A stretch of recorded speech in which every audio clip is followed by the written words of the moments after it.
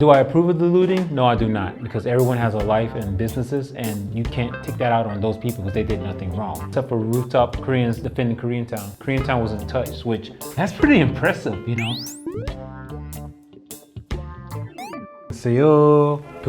My name is Brendan and I'm from the United States. I am a United States Marine combat veteran who fought in Afghanistan for 2 campaigns from 2010 to 2011. Now I live in South Korea where I am a pro MMA fighter. Oh yeah, that was bad. That was really bad. That was during the time of Rodney King when he was assaulted by police for police brutality, and Saigu, which is related to Latasha Harns, who was killed by a Korean shop owner during a time where she was getting a orange juice, and the Korean owner and the teenager, they got in a fight, and then that's when the Korean owner shot the black girl, and after the court found her not guilty of killing, even with video, that's when all minorities enraged and started the riots. I have no idea why they're looting. I think at the time it was more riots than it was protesting, because taking into account, I don't excuse what they're doing because it's wrong. You should never loot and steal from anyone's business. However, if you take into account all the police brutality from Martin Luther King, Black Panther Party, the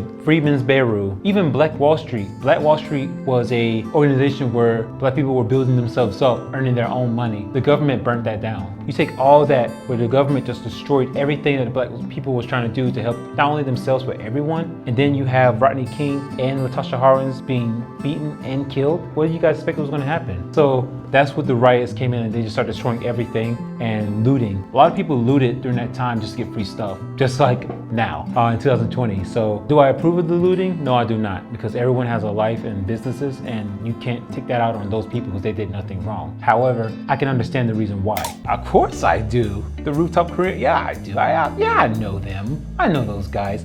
These guys are Rooftop Koreans who took up arms when riots kicked off to protect their stores, because I mean that's all they had. Most Koreans migrated to America to start a new life, so they took up arms to protect themselves from being looted and assaulted as well. So a lot of these Koreans are reserve soldiers, so they got all these weapons and guns and all that stuff, and they know how to use it as well. So they basically protected Koreatown. They were protecting Koreatown, and in return they were protecting Korea. Oh, look at that. Just zoom in on the dude on the roof with the yellow shirt. Like, look at his style. That is 90s right there. That is 90s. I like that. The Rooftop Marines here are also combat Marines, and they were comrades in arms as well. So they got together to protect Koreatown overall, and rightfully so.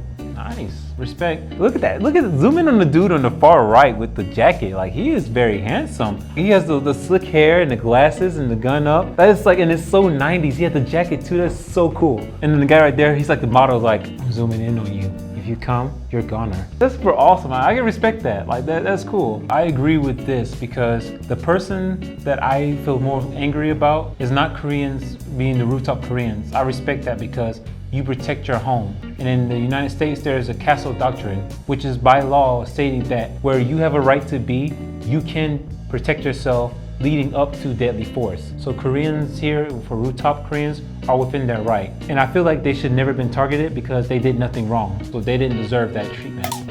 Ooh.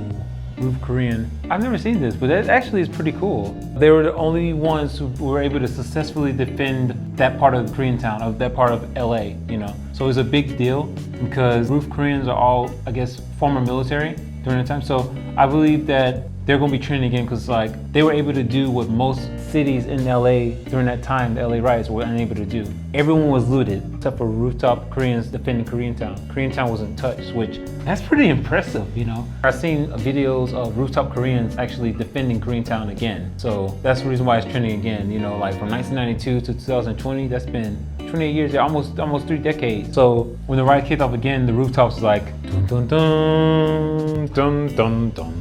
Like Terminator. It's pretty cool, I think. You know, I've seen some videos. I agree with what they're doing. You know, protect your own. Castle doctrine. The mentality of loyalty to Korea, loyalty to all in Korean society. That loyalty to from one Korean to another is the reason why Koreatown survived. So today we looked at Rooftop Koreans, and hopefully if I go to Koreatown, I'm able to go and see the roof where they were able to successfully defend Koreatown, because it's a part of American history now. Much respect. If you liked the video, be sure to comment below, and also be sure to like, comment, subscribe, and I'll see you guys in the near future. Bye.